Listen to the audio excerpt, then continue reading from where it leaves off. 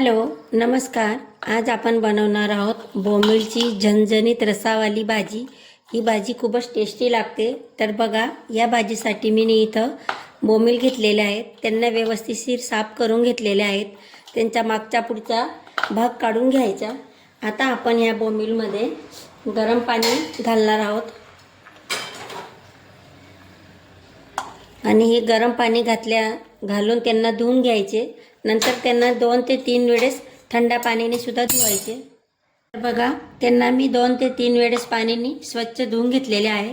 आता थोडा वेळ त्यांना ह्याचप्रमाणे पाणी टाकून ठेवून द्यायचे. तोपर्यंत आपण दुसरी तयारी करून घेणार आहोत. तर बघा, आपण भाजीसाठी आधी मसाला तयार करून घेणार आहोत.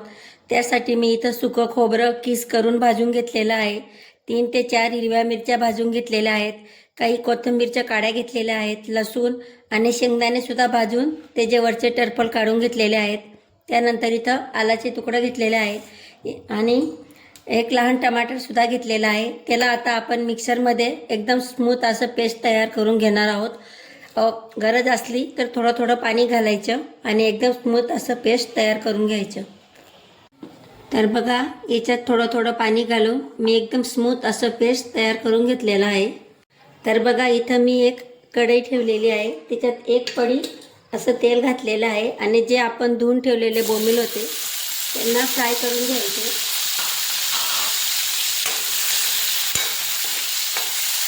त्यांना फ्राय करत असताना त्यात थोडंसं मीठ आणि थोडी हळद घालायची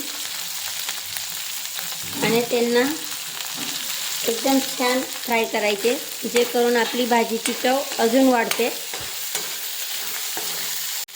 तर बघा, हे फ्राय झालेले आहेत. आता त्यांना एका प्लेटमध्ये काढून घेत आहे आणि त्याच कढईमध्ये परत 1 पळी असं तेल घालायचं.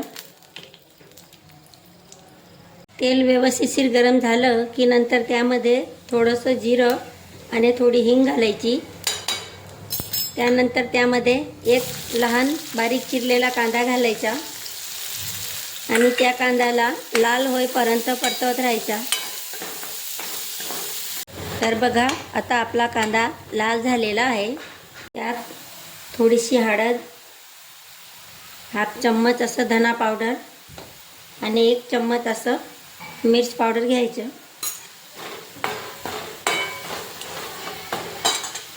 त्यानंतर त्यामध्ये आपण तयार केलेलं पेस्ट घालायचं आणि पेस्ट घातल्यानंतर त्याला एकजीव करून घ्यायचं. तेल सुटेपर्यंत हा मसाला आता भाजत राहायचा. बघा, आपला मसाल्याला छान तेल सुटलेलं आहे. आता त्यामध्ये आपण फ्राय केलेले बोंबील घालायचे. त्यांना सुद्धा मसाल्यामध्ये एकजीव करून घ्यायचे. त्यानंतर तुम्हाला हवं घट्ट किंवा पातळ भाजी करायची असली त्याप्रमाणे पाणी घालायचं. आता त्यात थोडंसं मीठ घालायचं, कारण आपण बोंबील फ्राय करत असताना सुद्धा मीठ घातलेलं आहे आणि बोंबीलची स्वतःची चवसुद्धा खारट असते. तर तुम्ही थोडं चव घेऊनच त्याच्यात मीठ घालायचं. आता त्याला शिजायला जास्ती वेळ लागणार नाही. ते 4-5 मिनिटातच शिजेल.